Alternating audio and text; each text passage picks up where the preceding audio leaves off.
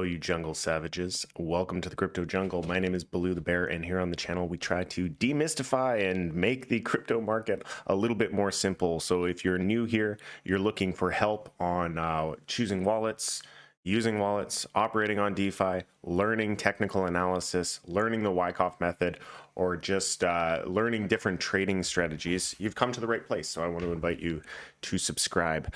In today's video, we're doing a market update. I want to take a look at Bitcoin. I want to take a look at Ethereum. Ethereum is kind of sitting in an interesting position on its supportive trend line. And then just recap what we've been covering over the last few months in regards to where we are with traditional finance and how things are progressing there in the Nasdaq and the S&P 500. But that's enough of me just yammering on. Let's go ahead and take a look at the king of all crypto, and that is Bitcoin. Taking a look at Bitcoin here on the daily, so just the zoomed out approach first, we're still inside of this macro downtrend. So you can see this channel that we've identified here. And we're up near the top of the channel, but we're showing a lot of weakness. Crypto overall, the demand in cryptocurrency is really low, specifically with Bitcoin. Retail is very much in control at this point in the market cycle. At this point in the bear market, you don't have the composite operator present. You don't have the smart money present. It's simply just the ebbs and flows of the retail sentiment. So we are seeing an outperformance of altcoins when compared to Bitcoin, but Bitcoin is the gatekeeper. Bitcoin is the one that rules the space. If Bitcoin is not bullish, nothing is bullish. If Bitcoin's not in a bull market, nothing's in a bull market. One day that may change. One day that may change, but here on the channel, we focus on what has happened and what is happening right now. And every time that Bitcoin has been in a bull market, it is correlated with a bull market in altcoins. Every time Bitcoin's been in a bear market, it is correlated with a bear market inside of altcoins. So the trend is your friend until it ends. Let's take a look at the number 2. Actually, let's dive in here to the 4-hour and take a look at this local consolidation right here. Don't need that. So we're kind of watching out for this bearish retest right here. So we're consolidating right now, higher highs and higher lows in this local consolidation. Possible move up to the underside of this support level, which would also correlate with kind of a move to the underside of this bearish flag formation that we have broken down in. So there is definitely a possibility for a move up, but in this context, I would be looking at it as a bearish test overall. So not looking at continuation of, or not looking at a reversal. Still just, down only for the crypto market for a while. But when we take a look at Ethereum, the structure is a little bit different. So that's what we'd be looking for on Bitcoin, kind of those bearish test areas. But when we look at Ethereum, it's a little bit different. It's perceived to be a little bit more bullish, but I do want to make it very clear that the market is bearish. Okay, so even though Ethereum is kind of holding this higher high, higher low structure, all that means to me is that when it does break this structure, when it does head to the downside, it's going to head to the downside very quickly and very violently. So what we're watching is this trend line, ignoring this one little anomaly here, just kind of giving it the benefit of the doubt that these two original trends are still intact as it stands right now. So we could continue to test along this line, but the moment that we break it, I think if we break it, it's probably going to be quite violent, and we'll go from about 1600 to probably 1200 relatively quickly, if not even lower than that. We'll have to see what the context of that is, but breaking this support range is, in my opinion, going to result in a pretty quick move. Not a lot of time for, say, a bearish test of the underside or anything like that. I'm not expecting it to kind of If we do break this, I'm not expecting it to kind of come down a little bit, bearish test, and then take a leg down. I think if we break it, it'll just be one of those big fuck you red candles. So do be on the lookout for that. A lot of anticipation, as we've been talking about for a while. The Ethereum merge, it's going to happen at some point in September. I think 20th of September, 19th of September, end of September. And a lot of people think that that's going to kind of fix everything and that we can go back into a bull market. But what we need to understand is we're, at least here on the channel, we focus heavily on the manipulations of the composite operator, the comp man, the smart money individuals, the accumulators, the entities that actually move the market. So fundamentals will never carry the market in the direction that you think it should go. If you have bullish fundamentals, it will only result in bullish price action if the bullish fundamentals line up with smart money being in position and there is a lack of supply on the market. My analysis, the way I'm looking at things, I think that we still have an abundance of supply available on the market. Retail is weak hands, they're paper hands, they're going to sell when they get scared. And I don't think that the composite operator, comp man, has not stepped back in just yet.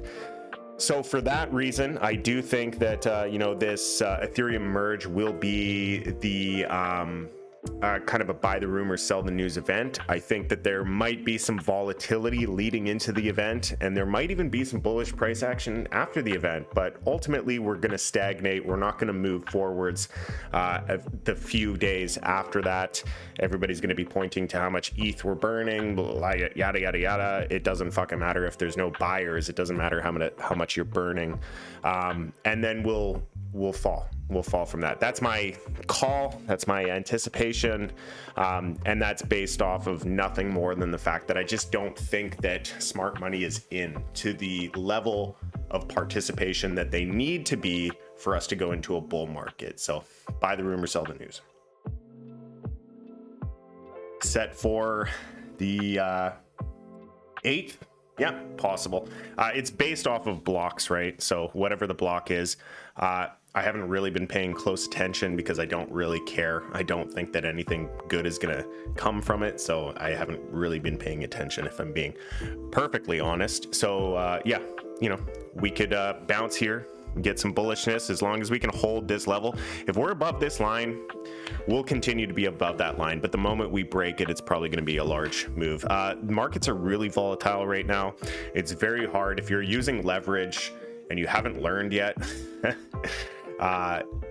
leverage is pretty tricky in the current market conditions. You need high volume, high market participation to have a chance at getting a good leveraged position in kind of a safe.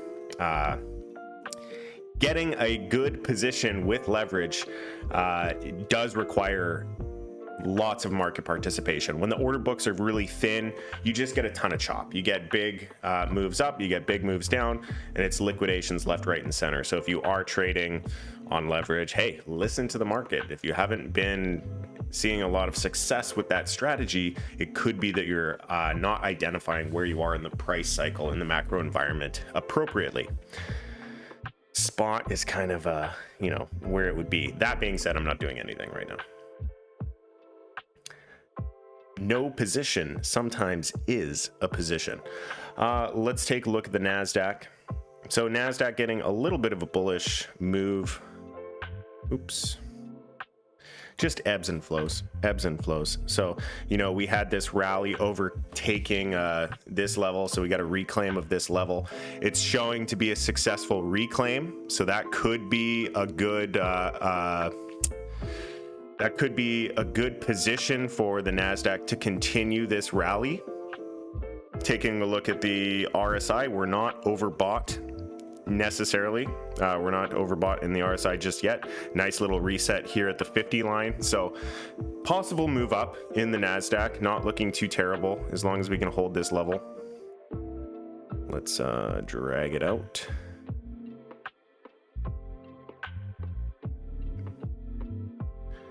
This is a nice clean reclaim. So as long as we can trade above this, things are looking dandy for the the Nasdaq. Same story here on the S&P. We have this nice reclaim. This was it was support. We fell through it, back tested for resistance, got right back on top of it for a reclaim, right near this downward sloping line of resistance here. So if we do break past this downward sloping line of resistance, that could also be a really good bullish narrative, bringing us to or not bullish narrative, that could be a bullish move that could drive a narrative that could carry us to the top of the macro channel that we've been looking at. So yeah, there's definitely potential, but nothing that I'm looking at is telling me bull market. Nothing that I'm looking at is telling me any sort of sustained multi-month, like portfolio changing moves here. It's all just really choppy ebbs and flows of the just retail, liquidity isn't entering the space, it's just changing hands, is kind of the easiest way that you can interpret the current price action. So in a bull market, you have new participants, so new people setting up wallets, new people trying out apps, new people buying Bitcoin and Ethereum and putting it into these applications and trading. So you have new capital inflows. When you're in a bear market, you have people exiting, you have liquidity exiting the system, and you have the traders just trading liquidity side hand to hand. So it's basically a competition against the traders that have been here for a while, that are competent, the 10-year plus traders that know exactly when to buy and when to sell, against the new herd. So the new participants are going to continue to plug money into the machine, and the more advanced traders are going to take that money from them. So yeah, not easy. Everybody's a genius in a bull market because it's very, very easy to make money in a bull market.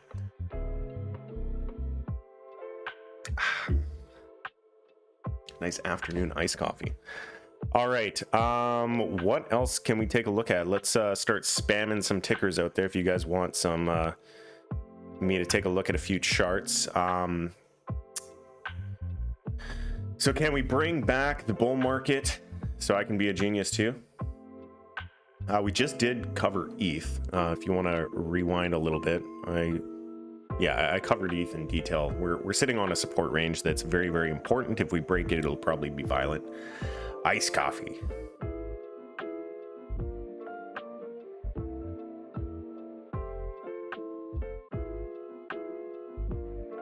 All right, let's take a look at let's look at Bitcoin dominance. Bitcoin dominance trending back down towards that 40% range. Let's take a look at total. Actually, we haven't looked at that chart in a real long while. Total, where are we sitting? $1 trillion market cap. $1 trillion market cap. My word, remember when Bitcoin by itself was a $1 trillion market cap? Still looking at this area around 500 billion for the bottom of the bear market. We need more information to print for me to decide if that's a level that I should wait for, or if it's a level that I should ignore and it's not going to happen. There's kind of two areas that we want to pay close attention to, and that's kind of the previous all-time high, which we already have had a pretty positive response off of. So this could be where we double bottom potentially. So there's two scenarios. There's two big scenarios that I'm looking out for that I think are really going to dictate my decisions moving forwards. Scenario one is the bottom is in and we just need to retest it again. So the bottom is potentially here at the retest of the all-time high here, and we're on our automatic rally coming back in for our secondary test. So if we can test this level twice and hold it twice, then my target of 500 billion becomes irrelevant in my opinion, and we do have a bull case that can be made where we could start to trade sideways and accumulate and actually move off of these levels, retesting what, about 800 billion. So I'm watching out for that. Now the other scenario And this is the one that, if I'm being honest, I think is the more likely scenario. But this channel is not about predictions. This channel is about analyzing the TA as it comes in real time. But the scenario that I think is more probable is that we do get one final leg down. We do get one more final leg down to that kind of $500 billion mark, and then we restart the accumulation phase A again. There's potential that we've already started phase A accumulation and we're waiting for that secondary test. The other scenario is that we start phase A accumulation once we get down to that $500 billion level. There's a lot of things to be fundamentally bearish on in the macroeconomic environment, specifically with what's going on with the banking system in China. But markets have a really good way of pricing stuff in that people know about already. I think there's a lot of people that know that that China has issues with banking right now. So has the market already priced that in? It hasn't priced in a banking collapse, which I do think is a potential. I think, you know, we might be experiencing the beginnings of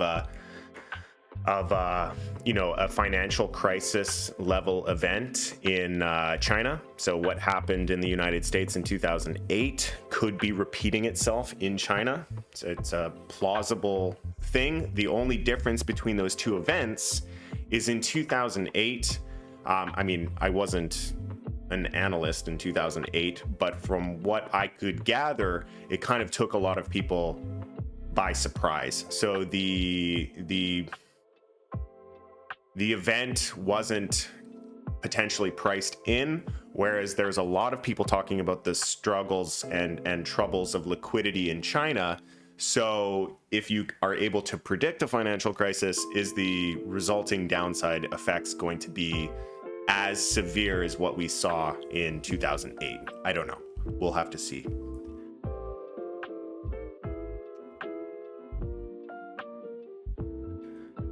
What's another one that we can take a look at? I don't know if there's any point in looking at any of the other totals. There's total 2, and total 3. Total's kind of painting a pretty good picture here. We also have this bearish test. Didn't even notice that. You know, right under the last support, came up to a bearish test, right back down. I hope we go down this far. I honestly do. I hope that we go down this far. I would love to see the cryptocurrency market at a $500 billion valuation. That's when shit gets really valuable. That's when you can start to scoop up stuff, and you really don't need to look at a chart too much. I think that that's going to be an incredible opportunity if it does come to pass. The recovery time for something like that might be longer than what a lot of people are willing to want to deal with. But, you know, opportunity is opportunity. You got to take it. You got to take what you can get, right? If you are presented with that kind of opportunity, it's still an opportunity. Okay. Your impatience is not a metric that you should take into consideration when looking for good, valuable buys. If something like that presents itself, that would be a fantastic buy.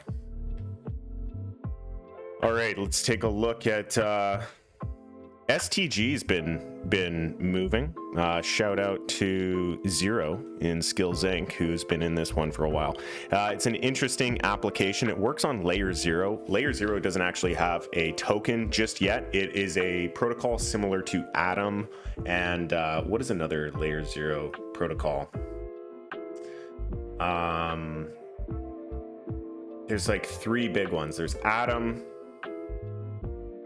Thor swap, Thor chain, and then Layer 0. Layer 0 doesn't have a token, but it does have apps built on top of it, and Stargate is one of those apps. So this is a way for you to transfer stable coins from one chain to another using Layer 0. So if you want coins on, let's say, the Cardano ecosystem or the Bitcoin ecosystem over to another completely different blockchain, you can use that with Stargate, and it's had some pretty good moves. I don't advise anybody to buy at these levels. This is the level where you would be trimming profits. But yeah, no, it's a good reaction. The market seems to like this one. So a little bit of a bearish divergence right here. But if you're already in a position, I don't know if there's really anything to freak out about in terms of exiting, but it is a, I don't know how long this move is going to last. It could be really, really quick. So I might actually use a moving average strategy if you are in position on this one. Use a short time frame like the 4 hour, and once we start to fall below these, we've been on top, we've tested near the 30. I think if we start to close candles below the 30 on the EMA on the 4 hour, that could be a good signal that the momentum is waning. But as it stands right now, I think if we get another up thrust, if we get another move like this, let's say we react down and then get another move. If it's a short rally that fails to break past a high, I think that's it. If it moves past, then it has legs and it can keep going. But yeah, Mina. So Mina, let's actually do a little refresher on Mina here. Feel free to join the Discord, ladies and gentlemen. You can either scan the MuchWow QR code, or you could just type in join, ! Join. Let's pull up Mina.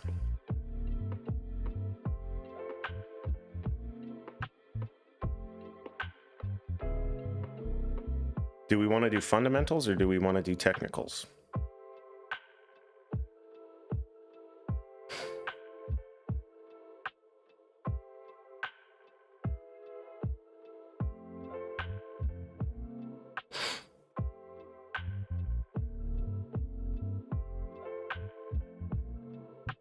Mina is building the privacy and security layer for Web3.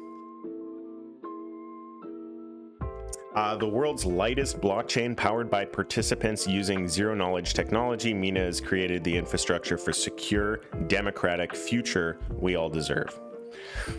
Okay. Zero-knowledge applications, smart contracts powered by zero-knowledge. I'm interested into how it works. So the blocks are really, really small. Own your data.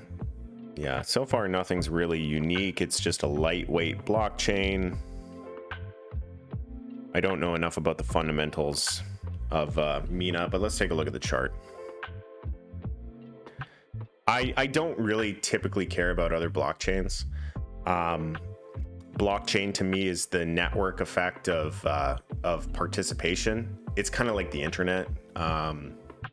We only use one internet. That's my, very macro approach to things. I think we can spend many, many years coming to that conclusion, and there can be lots of opportunity in the short to medium term as people speculate on the value of different blockchains. But I think the real innovation is we have a blockchain, and that is a distributed ledger, and we can build on top of that, just like we have one internet, and we can build on top of this one internet. We used to have many. We used to have tons of internets in the early days of the internet, and that's kind of the similarities that I'm drawing right now. Is we have a lot of different blockchains, but we don't need a lot of different blockchains, and it'll actually work a lot better if there's just one. All right.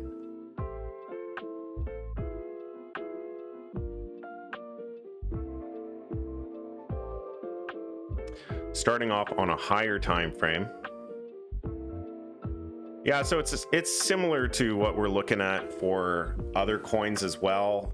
Not liking the demand, so demand is kind of tapering off right now. Let's get a better handle on things here. Big move down. Let's turn off alphanumerics. Big move down to our potential seller's climax or our preliminary support.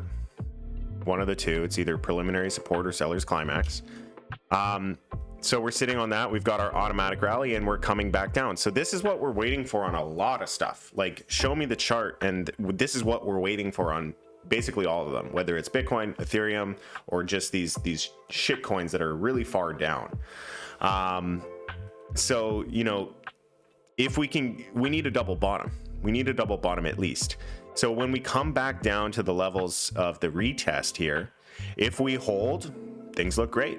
Things look definitely like there's a lot of potential on the technical side if we can come down here, test and hold. If we fail to hold and take a new leg down, the process repeats itself. And then this gets confirmed as our preliminary support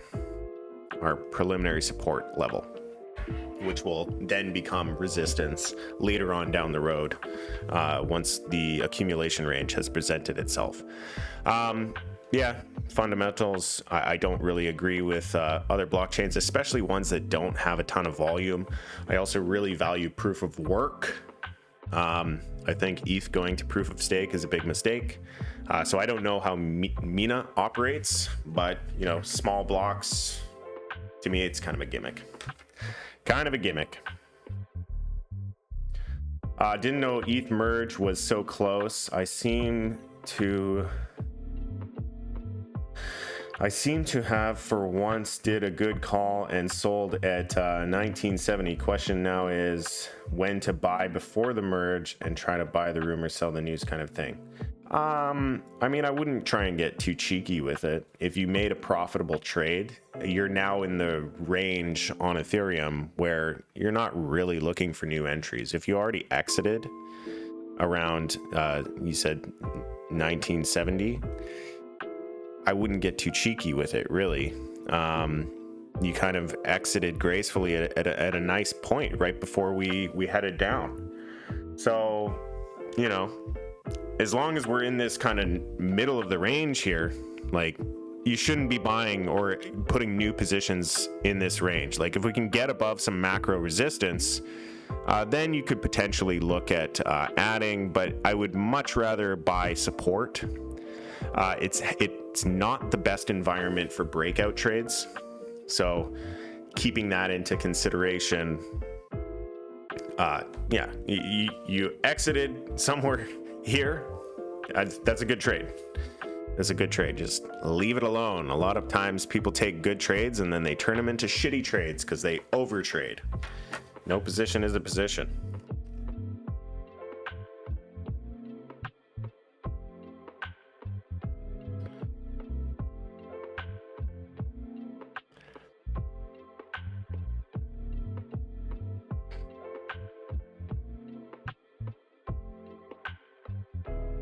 Yeah, they're using a lot of technical language here. When you have to use a bunch of technical language, you slow adoption, in my opinion. You shouldn't need a computer science degree to read a web page to understand what they're trying to do. I know in crypto, we have so many buzzwords. We have so many ways that we try to trigger emotions and FOMO, but it should be simple. You should understand what the fuck it does. Do you think there is much risk leaving assets on FTX? I think there's more risk leaving assets on FTX than there is in, say, leaving assets on a wallet or leaving cash in a bank. But I don't think that FTX is a shady exchange that is going to get hacked or potentially, you know, lose your assets. That being said, keeping your assets with any centralized or any centrally controlled entity means that it's not yours. So if you're worried about your stuff getting seized, there's a potential for assets to be seized if you're not behaving in the way that you're supposed to be behaving using that service. And appropriate behavior is the decision of the central entity. It's not the decision of the user. But I trust FTX. I think FTX is a fine exchange, and I don't think we're in the world where we need to be too concerned with using these regulated services. I trust FTX. I endorse FTX. But ultimately, if your biggest concern is hacks, seizure, or anything like that, you're most safe with your assets in your possession, not in the possession of a third party.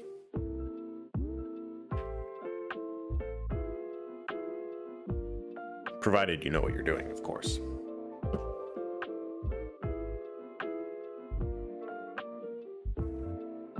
Custody is a tricky thing. On the note of custody, you guys will notice there's a little QR code at the bottom there. That's the new Foundation Passport. Now, it's a Bitcoin-only wallet, which for some people might be a feature, not a bug. It is just a purely Bitcoin wallet, but it is got on it once I get my hands on it. But it's just such an ingenious cold storage wallet. It's completely air gapped. The wallet cannot connect to a computer at all. It runs off of fucking batteries. There's no ports. There's no way for you to connect it to a computer. Really clever design. So shout out to Foundation company for creating the Foundation Passport. And if you use that, you get $10 off. It's not a big discount, but you know, $10 is $10. Yeah, so for the Bitcoiners out there that want maximum security of your Bitcoin, that's the wallet for you. And like I said, I'll do a more involved review. Liking the new music, by the way. Thanks for the weekly update and education/entertainment from New Zealand. Yeah, no problem. Happy to do so. B-Man, you're an OG, man. You've been watching us for a while. You first started commenting, I think, when I first started the channel. You're an OG. Yeah, no, I like the aesthetic as well, so thank you for that feedback.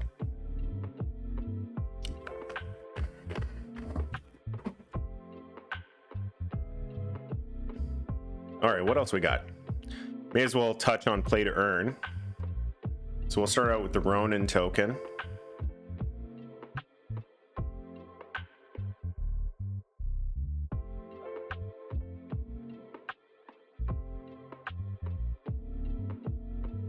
I guess gate.io. Gate.io is a good place to get new tokens. Nothing to report here. Really oversold. But it doesn't necessarily mean that a bottom is in. If we start to get more games and more use for the Ronin blockchain, then this will obviously be a good play because it's required for transactions. It's the gas token of the Ronin network. Traditionally speaking, gas tokens do well. So smart contract platform, consumables, Ethereum, Cardano, Avalanche, Solana, all of these smart contract platforms require that you hold the token and spend the token to process transactions, and Ronin is the same. So I'm not saying it's a buy right now. It's potentially in its accumulation, but we need more time to confirm that it's in accumulation.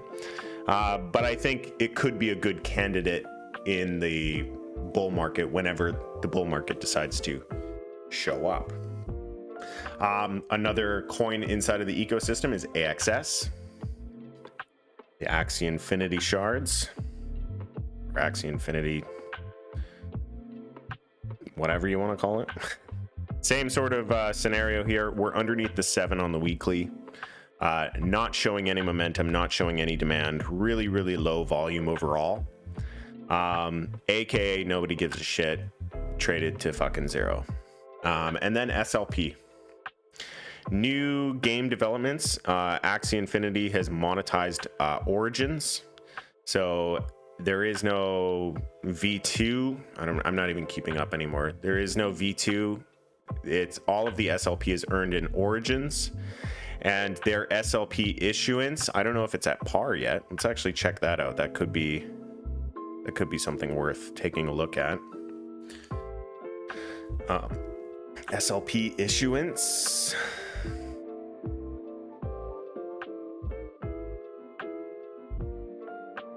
SLP issuance. Let's take a look. This is probably the best metric to understand where we're at with whether SLP is in a good, healthy position or not. The entire downtrend, we minted. So red is minting and orange is burning.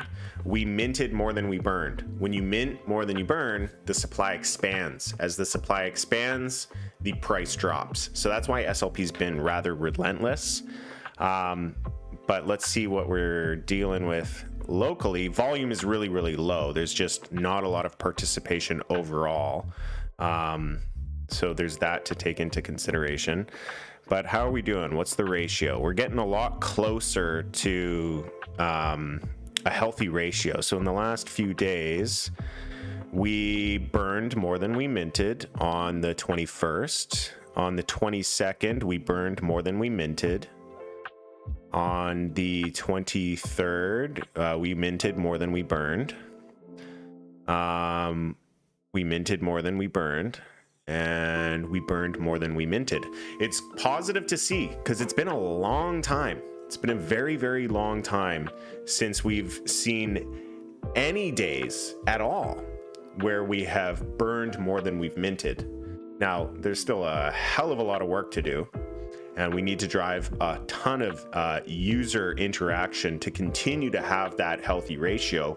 But this is a potential bottoming signal. Now, a bottoming signal can take a long time to confirm, and we might just have this ratio at par for months.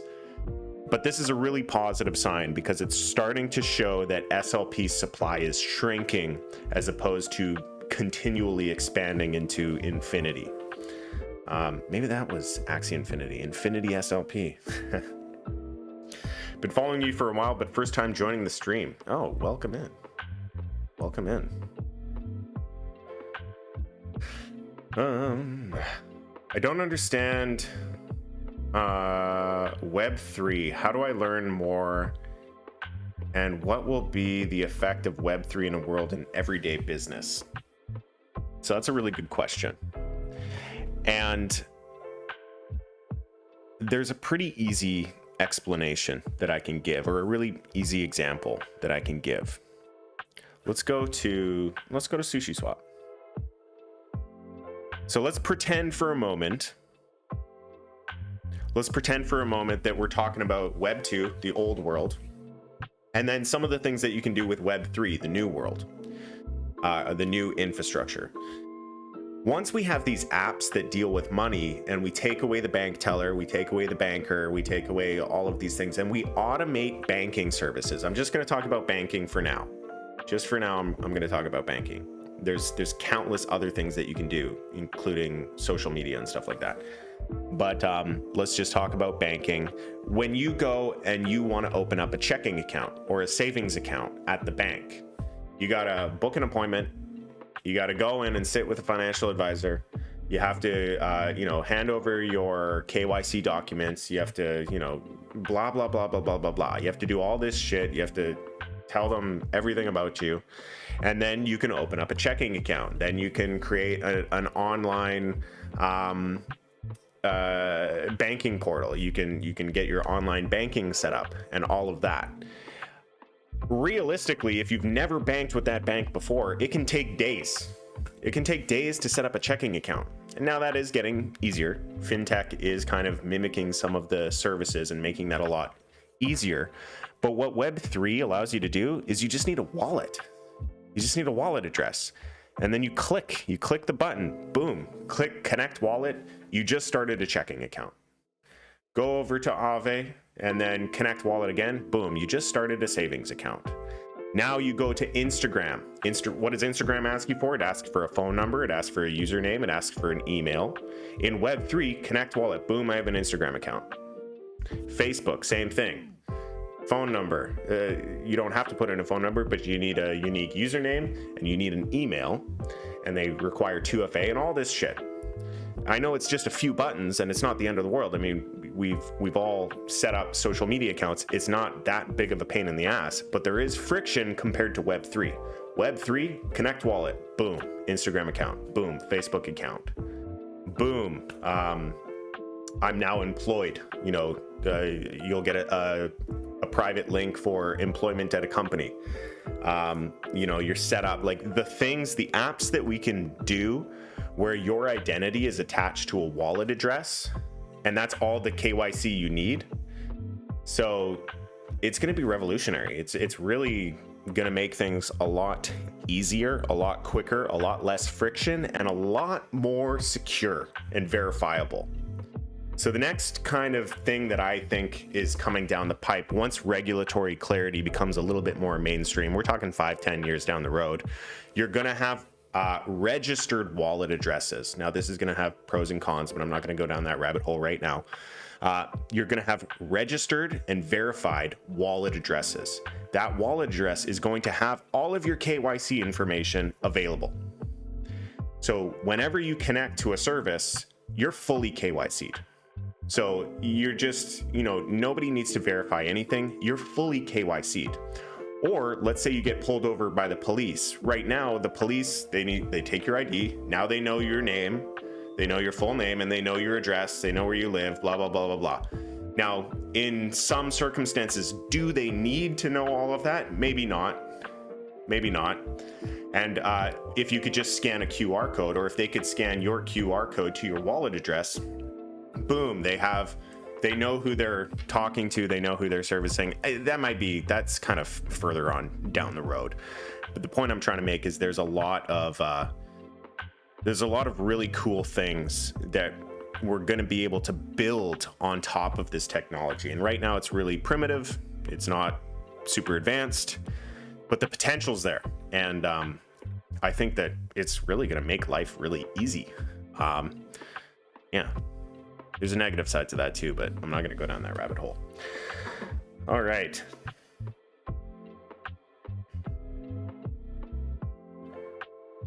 But the effect of Web3 in world and everyday business, and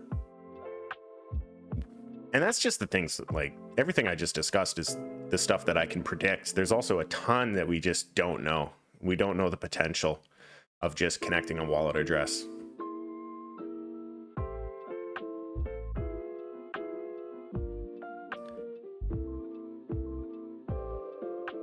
All right.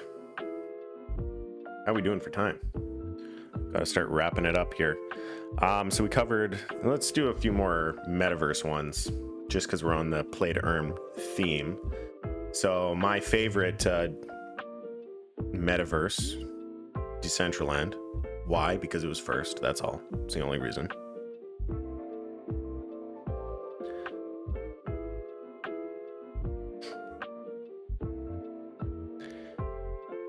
Yeah, everything is in this same position. Everything. Bottom, rally, test. Everything is looking for this triangle. That's all we're looking for, is this triangle. The bottom, the rally. Let me try that again. The bottom, the rally, and the test. Or in Wyckoff, the seller's climax, the automatic rally, the secondary test.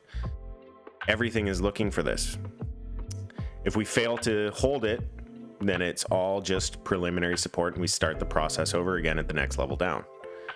But yeah, everything's in the exact same position. And it's not a position of fasten your seatbelts. It's right, we're going into a bull market. What's the other one? Sand.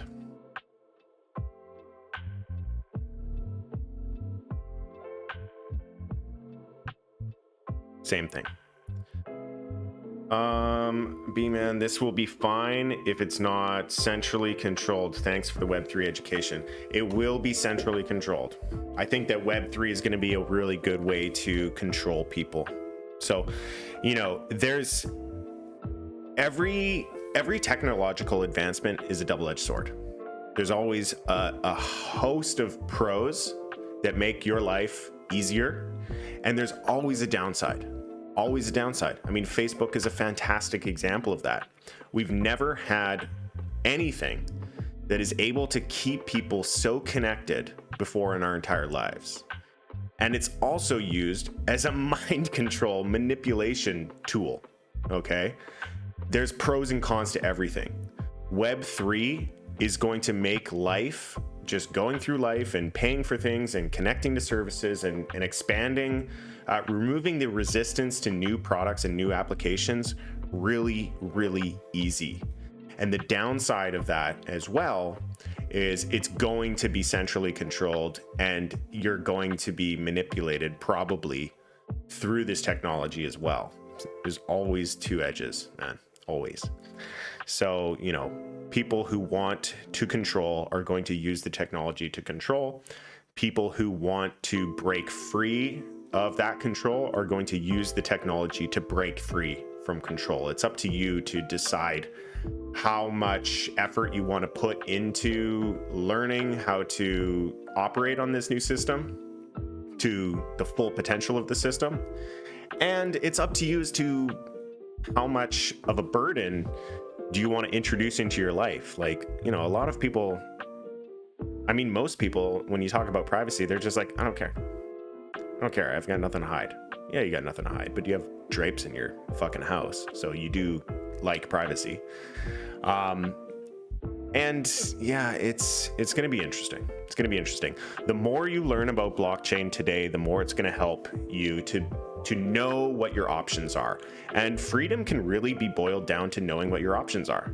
In a lot of circumstances, knowing what your options are is a form of freedom. So learning as much as you possibly can about blockchain technology, how to use it, Web3, how wallets work, how to do private Bitcoin transactions, how to do the difference between KYC and non-KYC assets.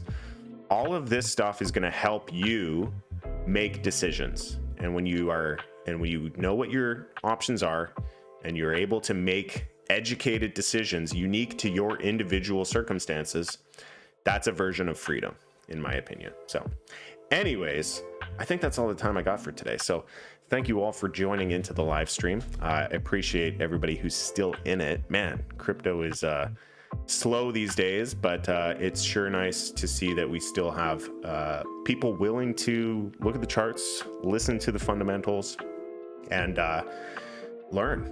Learning is everything, you know. It's what is the difference between slavery and freedom, especially moving forwards. So thank you all for joining in, and please trade safe. It is a jungle out there. Peace.